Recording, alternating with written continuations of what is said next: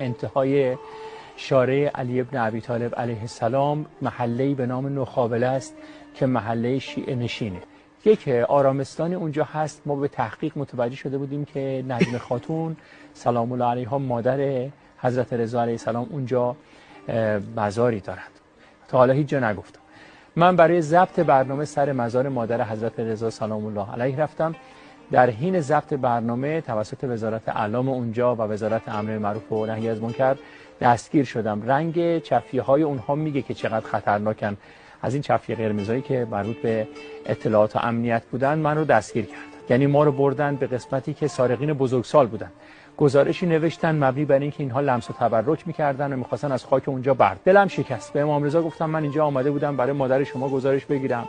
حق من نبود که من اینجا دستگیر بشم. عرب وهابی وقتی که رفت صدفانی اونجا بود، از من پرسید که شما چیکار می‌کنید؟ گفتم که ما جزء صحفییم، یعنی خبرنگاریم. و اینجا یکی از پیامبران بنی اسرائیل اینجا هست. ما گزارش به زبان شکسته بسته فارسی گفت که پیامبر بنی اسرائیل اینجا نیست، مادر علی بن موسی رضا اینجاست.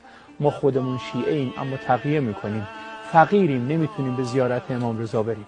ازت یه خواهشی میکنم شما در راه خدا آزاد برید. این گزارش هم پاره میکنم میریزم تو.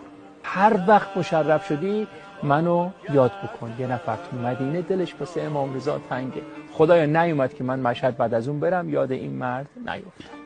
ای صفای قلب زارم هر چه دارم است و دارم تا قیامت ای رضا جان سر ز خاکت بر ندارم.